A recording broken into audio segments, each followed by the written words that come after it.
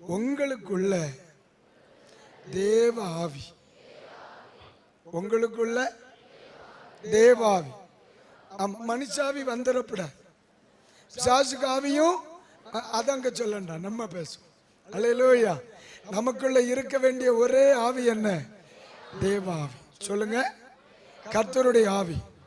அல்லேலூயா. அதனால அவரவருக்கு கொடுக்க வேண்டிய கணத்தை நம்ம கொடுக்கணும்.